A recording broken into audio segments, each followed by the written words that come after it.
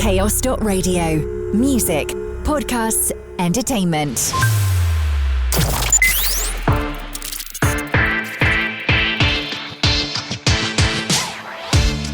Hello and welcome to the latest edition of NEWSWAVE, written, produced and recorded in the heart of Cornwall by the team here at Chaos Radio.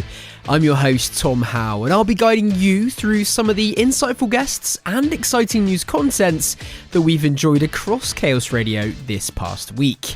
On today's show, we join Tom Mason from Blue Balls Cornwall, a cold water swimming group for men that's making waves with a new alcohol-free pale ale in support of their Sober October campaign.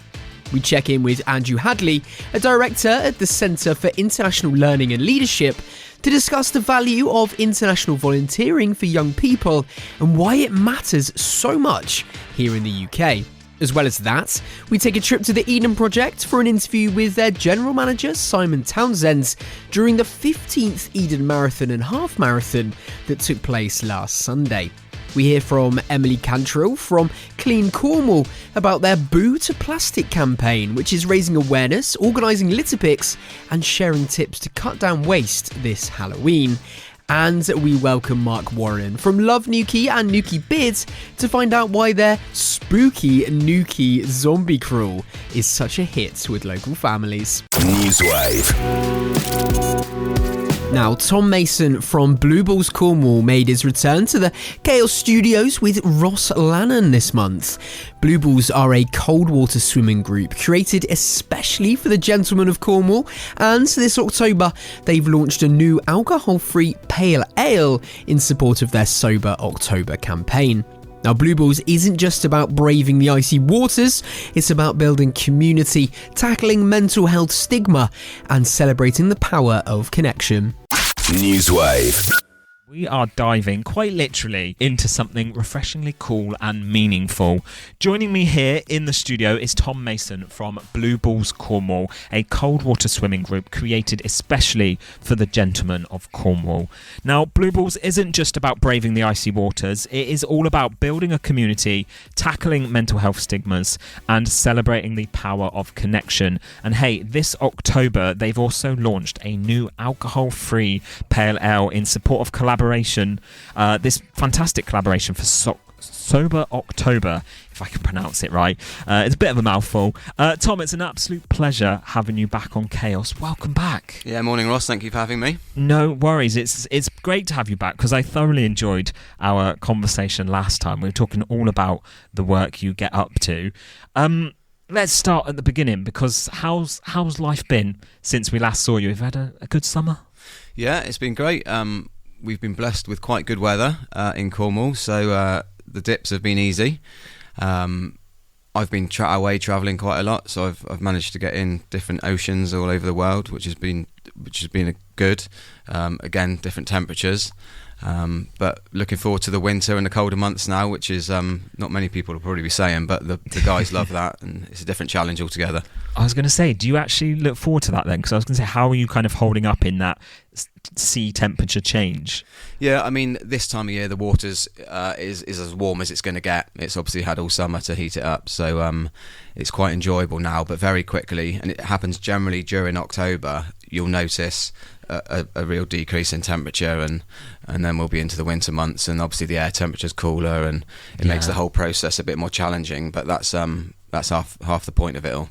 God, yeah. Okay. Well, we've kind of dive straight in talking about, getting in the sea and stuff, but for anyone maybe not familiar with the work, if people maybe missed our chat last time, do you want to just give us a little intro? Tell us about Blue Balls and your involvement within them. Yeah, so Blue Balls is a cold water swimming group which we set up in 2021 now, so we're into our fourth year. And it's specifically for men. So when I started cold water swimming, it had a huge benefit on my health and well-being. But what I quickly noticed was it was a hugely female-dominated space. And I really wanted to just make it more widely available for men to jump in as well, literally. So along with my co-founder Ross, we set Blue Balls up to encourage gents into the water to feel a benefit to their mental health and well-being. really through all the science and all that jazz that cold water can have on your overall health and well-being. That's the great thing about it, isn't it? Is this beauty of it's not as simple as just going in the water for a dip. You've really created a community that focus on men's mental health and well-being. It's brilliant. Tell me a little bit more about this community aspect and the brotherhood that you guys have created. Yeah, so quite quickly it became more of a community than the cold water. So now, when we started in the early days, it was literally turn up at the beach, get in the sea, and leave. And it was only me and Ross at the time, so that's how that's what we did. And then it grew organically. Everything's been done organically, and all through sort of social media. So social media can be seen sometimes as a real toxic place, but for us it's been absolutely brilliant, and it's just created this connection. So the guys now will meet up and we'll go for coffees and we'll go for cakes, and we've got open water swimmers in the group now, and we've got runners in the group now. So it's become much more of a community than just the cold water, which it initially was, which is really great to see. Yeah, and I've been following you guys online for a while now, and I love seeing the posts that you guys put up, because you seem to be growing. You know, you've got a great group of people that are like dedicated, that are going to each swim, aren't they? Yeah, so we've got a core group that will be there, win, rain or shine, and it's great to see. We get new members coming along. There's groups dotted around all over the UK now. We've got I'm getting messages from international people just saying, can we set up a group here and there? And so it's great to see. It is really a sort of, it's like a movement. Really, and all such a positive thing. Yeah, it's quite very proud, really. Yeah, you absolutely should be. And I saw you did a kind of, like you said, linking up with other groups. There was a big, massive group of you the other day, wasn't it? Was it New Key that you linked up with? Yeah, so we've obviously got the group which I founded, and then there's a group in Newquay which is a hybrid, really. The guy that set the Newquay group up moved from the Edinburgh Blue Balls, right. So he sort of, because of family commitments, struggled to get to our meet, so he sort of suggested we set up in Newquay. So he runs that, and he runs it really well. And that's got a big following. And then another group came down from Devon. So 3 of us met up on Sunday and went for a dip and a coffee, and it coincidentally coincided with the launch of the new beer, which was great. It was just a big celebration, really. This is fantastic. And hey, we're going to go down the beer route. You've mentioned it, so we're going to go for it. This is you talk about celebrating, men's well-being and mental health. Sober October, it's a well-known national campaign. But you guys have a very exciting collaboration, don't you? So tell us a little bit about this new alcohol-free beer. Yeah, so one of the guys that swims with us, Tim, over in St Agnes, at the start of the year suggested doing a beer. And I really liked the idea. One of the key thing for me that it was an alcohol-free beer. Obviously, we support men's mental health, and we're very closely linked with Man Down, which is a men's peer-to-peer support group here in Cornwall and across the UK now. And clearly, if we were an advocate for alcohol, then that would be it would feel the wrong thing to do. So I wanted it to be an alcohol-free beer. We identified the company we wanted to do it with due to their sort of links with Cornwall community and outdoors and what have you. So we've released a beer with Firebrand, who are a brewery based up in Launceston, called Blue Balls. And touch wood, I would have brought you a can in, but unfortunately it's all sold out within the first week. So it's currently another batch is brewing, but it's gone down well. I love this, and I love the fact that, like you said, it's not just you won't just put your name to anything. You've obviously researched this, and you're linking yourself with brands of the same kind of values as yourselves, and I think it's fantastic. How would you kind of describe the beer? Because I'm not a drinker myself, so alcohol-free sounds brilliant. But tell me about like the spirit, the taste of what people can expect. Yeah, so again, I'm not hugely in. There's all sorts of people that really go deep into craft beers, and that is not me. I was sort of a lager drinker when I was drinking, and Guinness. But this is a hazy IPA, so it's quite fruity. It's New World hops in there, which is from New Zealand, which are from my understanding is they're good hops, and it's just a really refreshing drink. we actually cracked open a few after the swim on Sunday at 9:30, which sounds weird, but obviously it's alcohol free, so it doesn't. But it was nice getting out of the sea and just drinking it, and I guess the proof is in the pudding. The cans have sold out straight away. Firebrand are actually donating £1 for every online sale during Sober October to Man Down.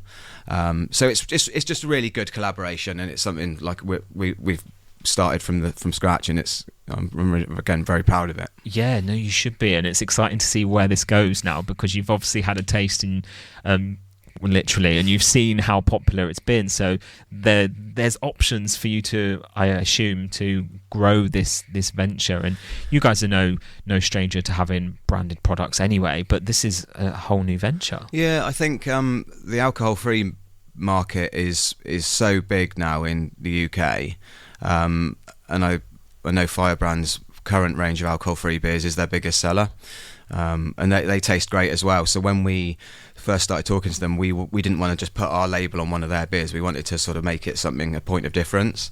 So I'm hoping that if it continues to go well, that they just run it as another beer in their portfolio, and it just makes it so much easier for people who are moving out of or changing from drinking alcohol to alcohol-free beers to have more options.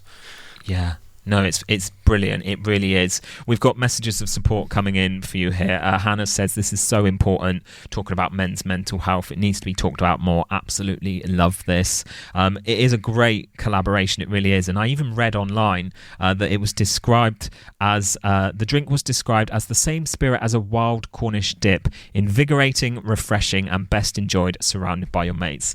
If that doesn't sum it up, I don't know what does. Yeah, I think so. I think we when we did the branding, if you like, for it, we tried to sort of think of what Blue Balls is all about, and what stereotypically what having a beer is about. And I think all of those things are best done with your mates. So yeah, hopefully we've nailed it with that one. I love it. It's great. Brilliant. All right, Tom. Well, we've got loads more to talk about. We're going to hear a little bit more from you about the dates and times that you all meet up and how people can get involved. I know we've already had a question come in. Someone saying, is there a way we can make this accessible for Ross to join? I'm not even going to read the rest of that because not a fan of the cold myself. We are still joined here live in the studio by Mr. Tom Mason from Blue Balls Cornwall. Tom, you're still with us? Hello, still here. Hello. Hopefully the listeners haven't all turned off. No, they love you. They do, I promise. Now, we've been talking all about the work that you do with Blue Balls Cornwall. We've talked about your new Sober October campaign as well. We joked just before the break there about, making things accessible as well. And you were telling me in the break as well, like you're fully, open to supporting people and what, how do I word this, in a way that's like encouraging as many people to come as possible and making adjustments, isn't it? Yeah, I think so. I think we try to make Blue Balls as accessible to people as we can, and I think obviously what stands out to people initially, if they jump on our Instagram page or what have you, you'll see a load of blokes in bright blue swimming trunks, and I know that might put a few people off because of body consciousness and what have you, but we only ever did that because we wanted to stand out on the bit from the crowd when we were initially started the group. We didn't want to just be like another group of lads on the beach and people just to think we're on holiday or whatever. So we wanted to think people ask questions and see what we were doing. So that's why we wear the trunks. But if anyone wanted to come and wasn't happy wearing the trunks or didn't feel comfortable, then we've had guys turn up in wetsuits, and some people just wear normal shorts, and whatever they need to do to get into the water to get those benefits, I would encourage. Yeah, it's great that you have that kind of open policy there, because I will say the trunks are very small, Tom. Yeah, they can be, and also not everybody has to be in the picture. So we do try and make that clear that although we take a picture on most of our dips, if people didn't want to be in a photo for whatever reason, then they can always jump out of that. Exactly, it's the best way to be, isn't it? It really is. So for anyone who's maybe listening today, maybe a bit curious, thinking, I'm a bit nervous, I've never tried cold water swimming, don't know how I feel about going into a group setting, obviously when people already know each other, what would you say to kind of encourage people to give it a go? I would say we've all been that person, so yes, it is a group of people. You'll be turning up at a beach too, but everyone's really welcoming, and we'll do everything they can to make you feel part of the group straight away. I think if you're trying cold water for the first time, then this time of year is a great time to jump in. Literally, the sea is as warm as it's going to get. It will get colder as we touched on very quickly, but you only have to stay in for as long as you're comfortable with. There's no egos, so no one's staying in for 20 minutes and coming out shivering.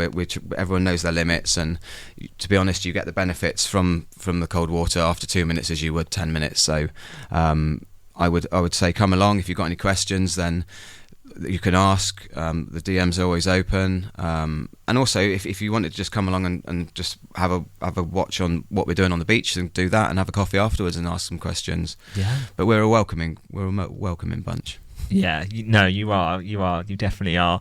How can people kind of get involved then? Because I know you've got your socials. How do people find out where you are and where you're going to be, and timings and all that stuff? Yeah, so our group, we're a bit nomadic, so we generally turn up at different beaches across Cornwall at different times, which is not always the best for new people trying to get involved. But I do try and post those dates and locations within the week on our Instagram, which is our main place for people to find us. Like I said, there's a group in Newquay that dip every Sunday at 9 a.m. at Newquay Harbour. So if you, for whatever reason, if those obstacles of getting to a dip are too much, or you feel like you're not ready to jump in one week, then they're always there the next week. So that's quite good, and that's how they've sort of created a good community there. But yeah, Instagram is the best place to see what we're up to, really. Perfect. And we're obviously coming to the end of the kind of few months, the end of the year now. Are you one of these that does the Christmas Day, Boxing Day cold swims? We will be in. We probably try and avoid like the huge mass swims, as great as they are. I suspect we'll probably do something quieter somewhere else.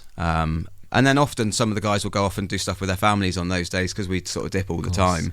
It's not such a big thing, the great big festive swims, but they're great to see. Yeah, everyone running in and very quickly running out. That's the thing. I feel like it's getting over that initial shock, isn't it? Like there's so many great benefits of it, like you say, but it's just breaking through that initial barrier, and then you'll be fine. Yeah, I mean, cold water is always cold, so no matter how warm it is in the summer, it's still, that initial jumping in is still a bit of a moment, and certainly that's the case over winter. But I think once you overcome that initial hurdle, then it's a really, really enjoyable thing. And I think that is like a metaphor for life in a lot of ways. That thing that you're really worried about or concerned about, sort of face it on and then deal with it. It generally it can be smoother from there on. It's a good outlook. I like it. I do. Now we've talked about the Sober October campaign. What's next? Because I bet this time last year you didn't think you would be delving into the beverage side of your work. So what's the future looking like for Blue Balls? Yeah, I don't know really. I think Blue Balls is a non-for-profit, so it's never been about making money for us. And this collaboration with Firebrand isn't that. My only goal for it was that we raise awareness of what Blue Balls is all about, and that the beer tasted good. And I think we've achieved both of those things. So long may that continue. We'll be doing more dips. We've got a thing, it's Men's Mental Health Day on Friday, which is always a bit of a funny one for me, because we celebrate it on one day of the year, but really we all know that anyone who's experienced poor mental health, it doesn't just happen on one day. It sadly can be all year round. But there is a campaign on Monday, so we'll be releasing some stuff and on Friday with that, and then just constant dips throughout the winter. Yeah. Brilliant stuff. Well, give us a final plug. What are your you said Instagram's kind of your main, where you reveal where you're going to be. What are your social handles so everyone can make sure they're following? Yeah, so it's just Blue Balls Cornwall on Instagram is our primary form of social media. We are on Facebook, but I don't tend to post as much on there. But you can follow us and see what we're up to on Instagram. Perfect stuff. Well, there you go. Tom, thank you so much for coming back into the studio. It's great to catch up with you again. Yeah, thank you for inviting me in. No worries. And we can also reveal to our listeners today, Tom is also going to be recording an upcoming episode of our MyTunes segment, which is very exciting. Anyone not familiar with MyTunes, it's where we have a guest presenter that picks their top 10 all-time favourite songs. And we've tasked you with that today. You're going to be filming that for us today for a upcoming future episode. Give us a little sneak peek. What kind of vibe can we expect from your music choices? Well, anyone who knows me well would probably think I'll just pick 10 Oasis tunes, but I've managed to narrow it down to one. So there's all sorts in there. I've tried to mix it up a little bit, and it's you have to listen in and see. There you go. You should try and sneak in a few little cold water references, like I do with some of my songs. We had Cold as Ice earlier for you, and we're going to end today's interview with a bit of Waterfalls by TLC. Classic. Yeah. Tom, it's been a pleasure. Best of luck with the rest of the Sober October campaign, and we'll catch up with you again soon. Thanks, Ross. NEWSWAVE. Right, it's spooky season. With Halloween this Friday, you may be surrounded by creepy spiders, pumpkins and ghosts, but the most frightening thing this season is the rise in single-use plastic. Stay with me here. Tackling this issue is the team at Clean Cornwall, who are spreading awareness, organising litter picks and sharing handy tips and tricks as part of their Boo to Plastic campaign. Their project lead, Emily Cantrill, joins Cheryl Gordon to chat about the idea behind the project. NEWSWAVE. So the Boo to Plastic campaign is one that we launched a couple of years ago in response to the amount of plastic that we see in the shops and supermarkets every single year that is just single use. It's purchased and then it's thrown away, and it really doesn't need to be that way. Yeah, I mean, there's so many other alternatives to buying the plastic that we just thought we would just say Boo to Plastic and try and get as many people on board as possible. And it's a campaign that we are bringing back year after year because the problem isn't going away. If anything, it is getting worse. Yeah, we're in a bit of a throwaway society, really, aren't we? Which is a real shame. I know my family, especially for my nephew, that we quite often will get him wooden toys. Yes, perfect. And they can be reused each year as well. Yeah, there's no reason people can't reuse a sort of costumes or choose natural decorations instead of plastic decorations. Carve a pumpkin, go and get some autumn leaves and make a garland and just do other things rather than buy things. Why is Halloween in particular a time of year when plastic waste rises? And are there any particular items which are more harmful to the environment and local wildlife? Yeah, well, all plastic is really. Even the costumes, things like the spider webs that are they're just made out of oil-based plastics. And those can get picked up because they get strewn around everywhere. They get picked up by birds that use them in nests. They get into the water courses. They're a real hazard to the environment. And of course, as we know, with plastics, they break down, they don't disintegrate. Well, they disintegrate, they get smaller and smaller, the pieces get smaller and smaller. And they're a hazard not just to wildlife, marine wildlife, to ourselves as well. So we just don't need to be buying as much plastic. I don't think it's realised sometimes how harmful plastic can be to ourselves, let alone the environment and animals. Exactly. So what part of this campaign is just trying to get people to just think alternatively. So if you are going to go out trick-or-treating, use a pillowcase or a fabric tote bag or decorate an old jar for your trick-or-treating things. If you're a person who is handing out sweets and treats to people, bake them, make some biscuits, or find sweets that aren't wrapped in lots of plastic, find sweets that are wrapped in paper. We have about 150 to 200 litter picking groups that go out. I think we've had over 360 or 70 litter picks already this year. That's one every day somewhere in Cornwall. People are going out voluntarily and picking up rubbish. And we find that after Halloween, because the kids are out around the streets, a lot of that has been just dropped. So yeah, we're just encouraging people to find alternatives. Yeah, just be a little bit more inventive. And of course, I think you can encourage children to play a part in that as well, can't you? Yeah, absolutely. Tell them why that they're not having costumes bought from supermarkets each year, why they're not having loads and loads of fruit, why they're having a jar rather than a plastic bucket that they've bought. to put their trick or treat things in, and just it's educating them. And it's not just Halloween; it's Christmas, it's all the holidays. There seems to be a lot more stuff involved these days. So how would you like local communities across Cornwall to get involved, support and share your campaign, both online and day to day? Well, day to day, I mean, it's just reduce the amount of plastic you purchase. Be conscious about what you're buying. And at Halloween, we're recommending, I mean, there's 5 easy things you can do. So you can reuse or swap costumes. Swap the costume with a friend that had it last year. Choose natural decoration. So make paper crafts, make things out of cardboard, stuff that can be composted or saved and used again last year. Avoid plastic wrap treats. I've already said that one. So pick paper wrap treats or bake your biscuits or something. You can make bat-shaped biscuits or spooky things. Make them yourselves. Ditch the plastic. So the plastic buckets, the plastic decorations in the house, they're just unnecessary when you can carve a lovely pumpkin. And just say no to single-use plastics. Partyware, anything like that. You don't need to use it. Use reusable items.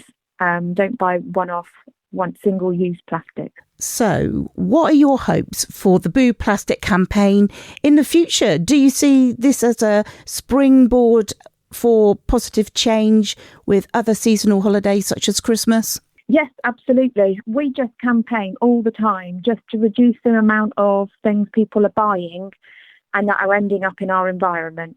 I mean, people can share our Facebook posts, our Instagram posts, just to increase that awareness, education, just making sure people are just aware of and just conscious of the effect they're having on the community around them, the environment around them, and just have a bit more respect for where they live, really.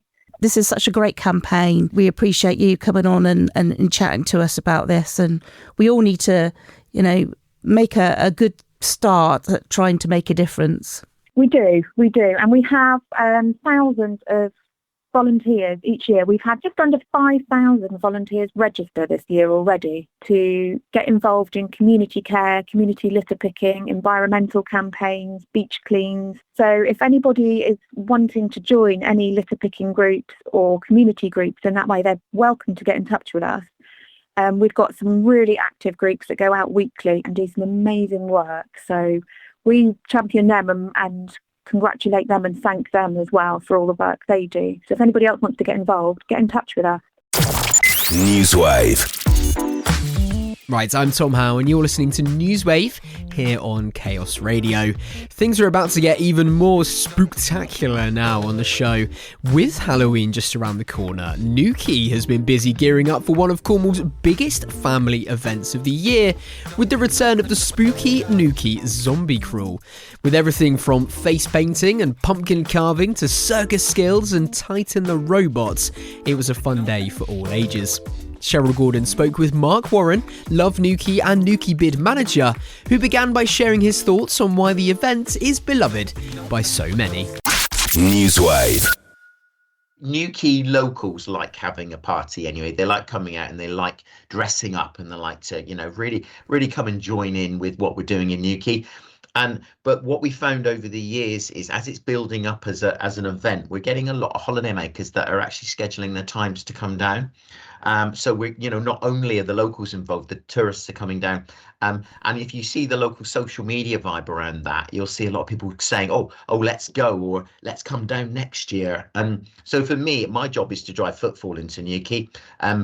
It's pretty easy to do that in the summer because let's be honest, when the sun's shining, Newquay's got the beaches, Newquay's got a really, great well-being, area now with great food and all those sorts of things. But actually, it's the months on outside those summer months. So that's the bits that are really important to keep everybody going, really, not just the businesses, but the whole community vibe. So they love it. They love a good dress up. And like I said, it's a free family event. Who wouldn't love that? Oh, absolutely. We've seen a sneaky peek at what's on offer at this year's event, including Titan the robot. But can you tell us what's all new for 2025? Do you know, Titan is the headliner this year, I have to say, because we what always goes down really well are all the face painters. So the plan is always a bit in the morning between like 11 and 2, the families turn up, the kids have a great time getting ready for the zombie crawl. So it's the Saturday the 25th. So it's like just as the kids have come out of school, they're getting themselves ready for that half-term week, and they go around and they can do face painting and pumpkin carving. They can do banner workshops and outfit workshops and wound workshops, and there's dancers and fire breathers and all those sorts of things around the town, and they get ready for like those 3 hours, and then they make their way to this procession which is called the zombie crawl. And this year, an important message here actually this year is we're doing it in reverse. We're starting down at Cliff Road at Station Parade, and we're bringing them back into town, and we're dropping them off back up at Sainsbury's. So again, what will happen then is there are so many after show parties, I'll call them, discos in some of the local bars and clubs, all family focused, silent discos, a little bit of fun, and everybody's ready for that real party vibe. And and Newquay does that really, really well. So yeah, so for me, Titan the Robot is a big highlight. We've got circus skills, we've got I've just picked up a load of pumpkins yesterday, so we've got 200 pumpkins to carve, and it's just a really good free family fun vibe event. And we say biggest in Cornwall. If I'm honest with you, I think there aren't many of these in the UK, so we could be the biggest in the UK. I often look up the details on that, and you don't see very many zombie crawls around, I have to say. How do the events like this benefit the local community, businesses in Newquay? To me, I've said this quite a lot in my career. So as the bid manager, my job is to work with the businesses within the district and make sure that we support them with footfall. Bottom line is footfall will increase their sales. They've got a lot of pressures with all their costs. We've just had a meeting recently with Noah Law talking about hospitality and how the tax burden on hospitality is absolutely huge, and they have peak summers where they take their money and then they struggle to survive in the winter. So we need to make sure that what we do is really highlight the high street as being the place to go. Now, back in the day when I was growing up, there weren't online retailers and there weren't out of town shopping centres. So people would naturally, I remember going with my mum shopping every weekend, and those were the places with those big retailers.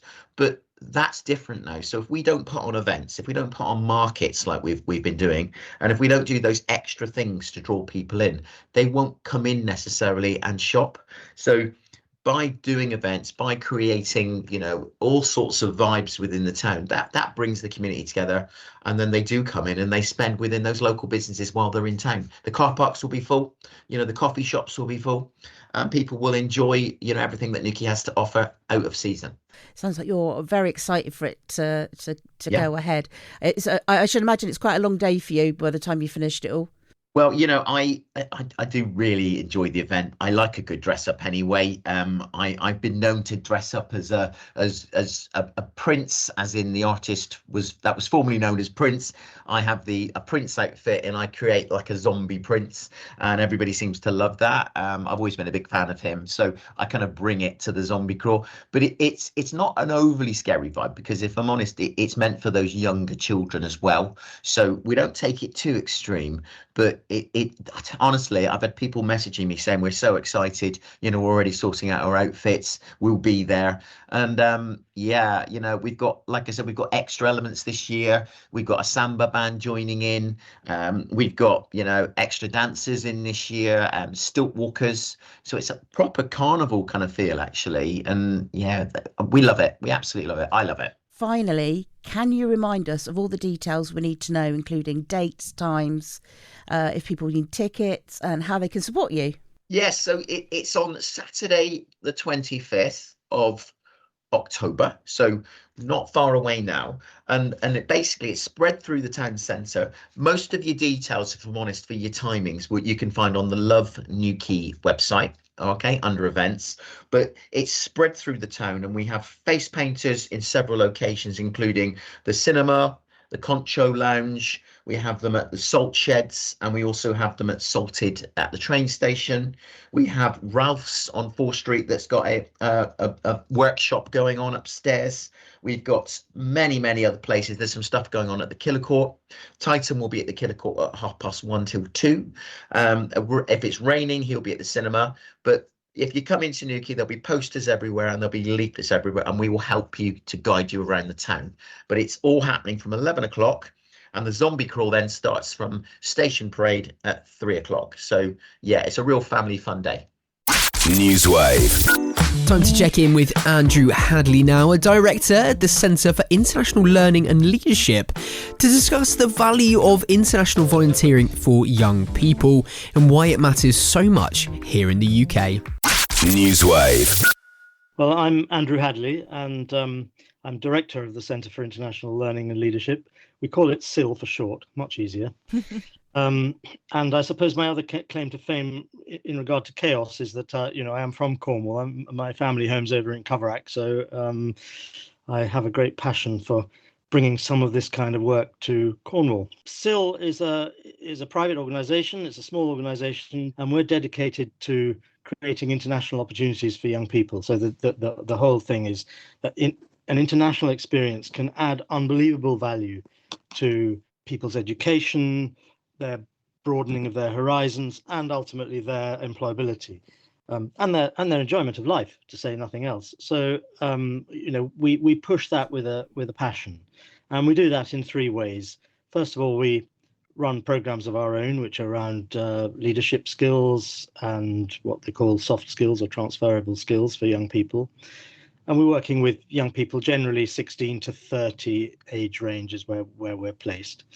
And those programs might be in the UK or they may be in other countries, but they always have an international dimension of some kind.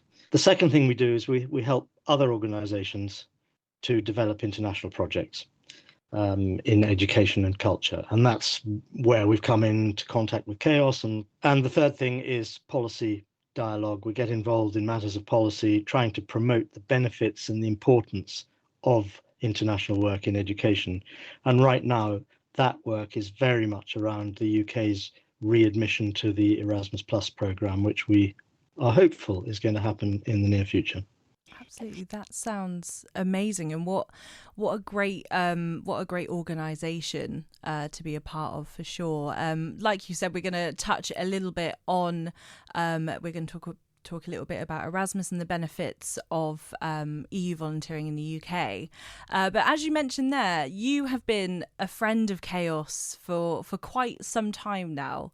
Could you talk a little bit about the relationship that you have with the Chaos group? I mean, we came into contact with Chaos by chance, really, through I think a partner of ours in Finland, who were looking to establish a relationship with a care farm in the UK, and lo and behold, Chaos popped up as the potential partner, and I hadn't come across you guys before, and it was really exciting. It was particularly exciting because it was in Cornwall, so I thought, yes, let's do something to get that partnership going. After meeting the team, and of course, those days Chaos was quite a lot smaller than it is these days, but it was still a very active organisation. After meeting the team, we came up with ideas for projects, and in particular for bringing volunteers from other parts of Europe over to Truro, to Verrian, to work on the farm and in the other parts of Chaos, to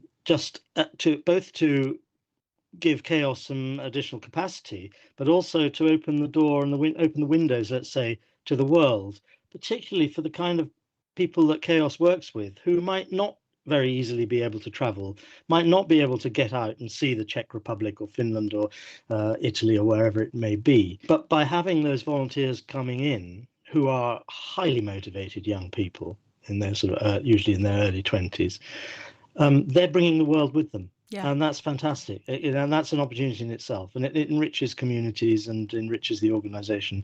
And I think we brought 3 groups of volunteers in all until the programme folded in 2021. So it's been, I think, a very productive relationship, and that I know that many of those volunteers are still in contact with Chaos. I know that some of them came back to visit this summer and Yes. all that. So it's about long-term relationships. It's not just about a short-term hit. I joined Chaos maybe 3 years ago, so I kind of was on the tail end of some of the volunteers that would come over.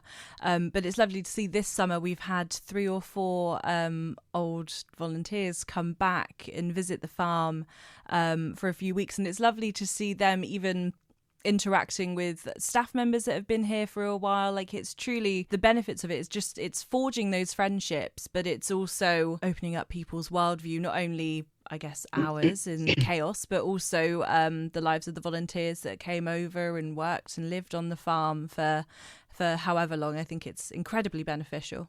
Yes, absolutely. And I think, one of the misconceptions about these kind of programs is that, oh, well, it's all just a jolly for a few young people and privileged young people. Absolutely not. These funded international programs are undoubtedly providing life-changing experiences to young people, but they're enriching organizations. And they also provide means for international organizational partnerships as well. And I know that Chaos is now actually looking at building a partnership with a new organization that one of your volunteers is setting up in, I believe it's in southern France somewhere. Yes. So, fascinating. It is, definitely. So we kind of touched a little bit on this subject, but what are some of the benefits that EU volunteering brings to young people? Obviously, we've spoken about friendships and a bigger worldview, but is there anything else? The way we put it is we call the range of skills we lump under what we call the 5 C's, which are basically a way of looking at all the soft skills. So it's creativity, critical thinking, collaboration, communication, and most importantly to me, curiosity. Giving young people the sense of curiosity about the world in all its facets, and enabling them to to discover unexpected things and meet unexpected people and create friendships for life. The range of skills developed are huge, but they're exactly the skills that employers are looking for, and that employers are always saying they're not getting. They find young people with all their school qualifications, university qualifications, and what else, but they don't tend to have the skills that make them employable, which are the reliability, the professionalism, the team working, the communication, presentation skills, all of that. And all of those come out of being able to get an international experience, even whether it's even in some cases very short-term ones. Many of the projects that are available under Erasmus Plus can be a week or 2 weeks. They don't have to all be long-term 1-year volunteering programs, and but the benefits are enormous even from those short-term ones. So all of that, and I absolutely am happy to say that these experiences are also fun. They're great fun. They're fun for everybody, actually. They're fun for the organizations, but they're enormous fun for the young people. And why not? The best way for young people to learn is to have fun with other young people. And when those are other young people from another country or another culture, the fun is multiplied by 10. Yeah. So it's all of that. So that it sounds so great. And what I really like about what you're doing is the accessibility of these programs. I think we had a little talk earlier, and we were saying about how I thought specifically that Erasmus, for example, was just something that was offered to university students, but I couldn't be further from the truth. That's right. It is one of the big misconceptions, and unfortunately, in most of what you'll read or hear in the media will refer to it as a student exchange program. It's not. There is a university element, which is very valuable and very important, but even that is about much more than students. It enables joint research projects and staff exchanges and all sorts of things. The fundamental thing about Erasmus Plus is that it's a program for all. It is deliberately designed to attract the people who are least advantaged, the people who don't go to university or might not yet have aspired to go to university, and some will then get that aspiration as a result if that's what they want. But it has a huge strand all about vocational education. There's an adult education strand. There's a massive amount of funding going into school-based projects, right as far as primary schools. With the UK outside of Erasmus Plus at the moment, how have young people here been disadvantaged compared to their EU peers who still benefit from such schemes? Well, completely, I think is the answer, because there hasn't been anything to replace it. There has only been in the university and a little bit in the school sector something called the Turing programme, but it only does a fraction of what Erasmus Plus does. You have to be at university or in a school to take part. It's only an outward programme, so it doesn't allow anybody to come into the UK. It doesn't have any programmes for staff or sharing experiences, sharing best practice, institutional development, or any of those sorts of things. So it was a very, very weak thing, and it hasn't proved to be terribly popular. It's been quite successful in its own terms, I think. I don't want to dismiss it completely, because it's better than nothing. But Erasmus Plus is all the bells and whistles are on, and all of them valuable. So, but for youth organisations, for example, the only possibility has been self-funded exchanges or maintaining partnerships with the people they used to work with in Europe and finding ways around that. We've had examples of some of our European partners who very, generously have said, well, look, we will cover the accommodation costs of a group coming over to a project. You pay for the travel costs, and that's doable. But it's still, it's more difficult than it was.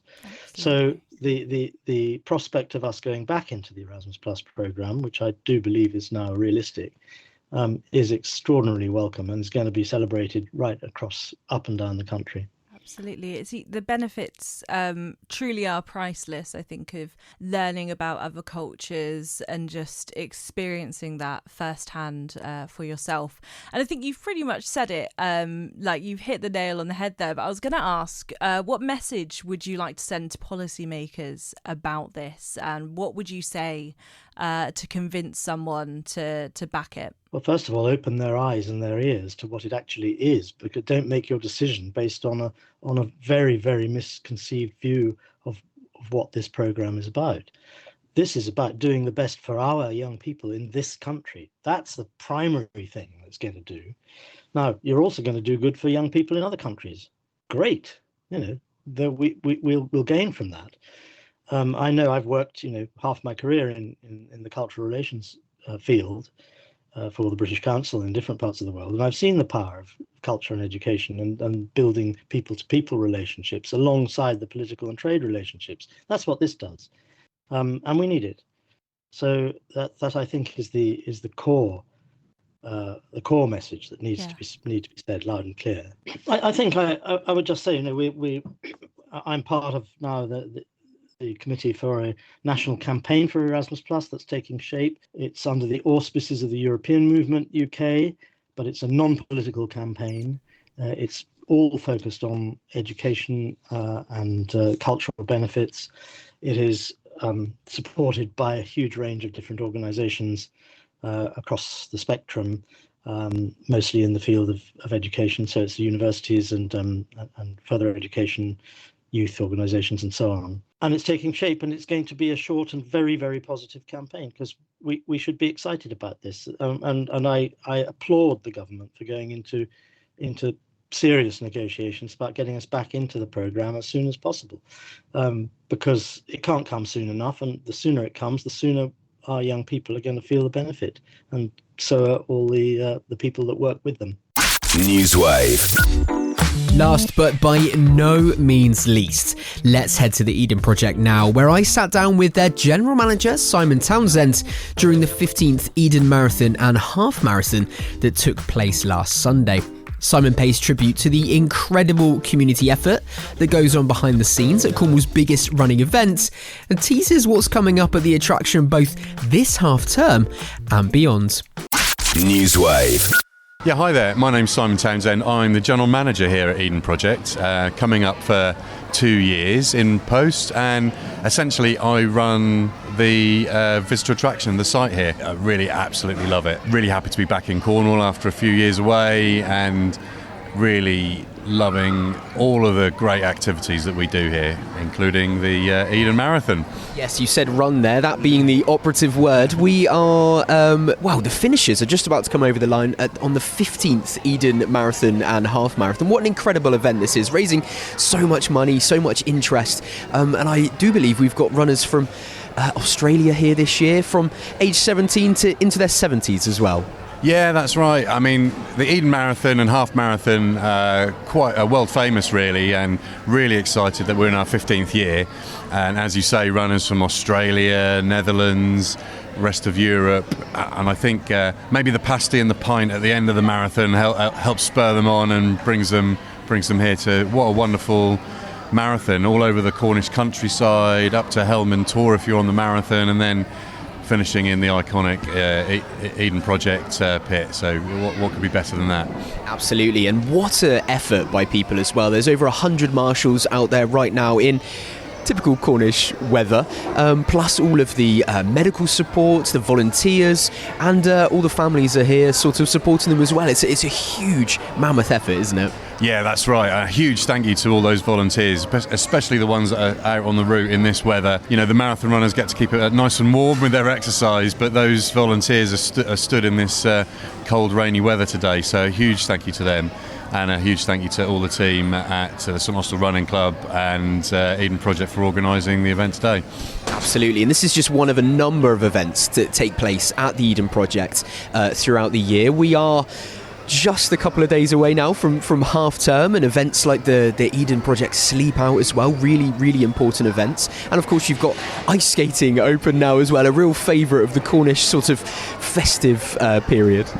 Yeah, that's right. It only seems like 5 minutes ago we were celebrating the summer holidays, and now half term is upon us. Actually, I know a lot of the local schools in St Austell are already on half term, having a 2-week break, but our half-time programming starts on Saturday. We have Zog of Julia Donaldson fame here all week. We've got botanical treasure hunts and all sorts of fun and games for family and all ages here at Eden Project. There's going to be a Florilegium display, and as you say, the ice rink opened yesterday. Really excited about that. And after half-term, we're gearing up for all of our winter and Christmas activities, our world famous winter lights in the biomes, brand new Father Christmas experience, which I'm really excited about. I think children and families are going to really love that. So it doesn't stop, but it's very exciting. Something like this works both ways, because you want as many people in the community and around the country and around the world to support the projects that you have here, but also you're doing so much in the local community to support them with events like this, the fundraising as well, and events like the Sleep Out as well in just a few weeks' time. Yeah, we've got the big Sleep Out on the 13th of November. I mean, that's a great event as well. We have hundreds of people sleeping in the biomes or in the outside here in the arena in the link, just to raise that awareness and raise money for local homelessness. Really very important. And then it's Christmas, and then it's New Year. It doesn't stop, does it? Like you said, there's always something to get your teeth into, and next year of course is a big anniversary for yourselves as well. Yeah, that's exactly right. We're really looking forward to our 25th anniversary. We've got a whole year of exciting programmes coming up. Can't talk too much about that here, but watch this space. 17th of March, St Patrick's Day, is actually the 25th anniversary, so we'll have events around there, and then a silver thread running through everything that we do next year, just to highlight our success, what the Eden Project's done for not just the local community but around the UK and the world over the last 25 years. It's going to be a real banner year for the Eden Project. And if people have been inspired to maybe come and have a look or find out more information or get tickets to certain attractions that are taking place, take advantage of the locals discount as well. You've thought about everything, haven't you? Where's the best place to look? How can they reach out? Yeah, they absolutely need to go to our website, edenproject.com. And can't talk highly enough of the locals pass at just $27.50 for a whole year of unlimited entry to the Eden Project. It's fantastic value for money.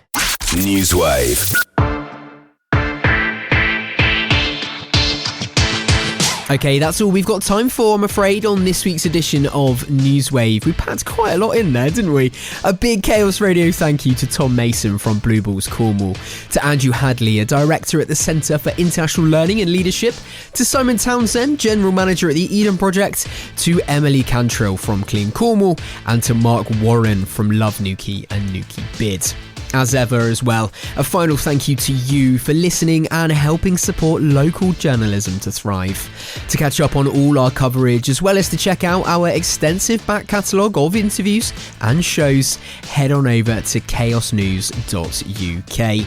And remember, if you have a local news story that you'd like to share with us, email news@chaos.radio or search Chaos Radio UK across socials. That's it, you're up to date here on Chaos. Thank you so much for listening. I've been Tom Howe. Whatever it is that you're doing this week, be sure to keep it chaos.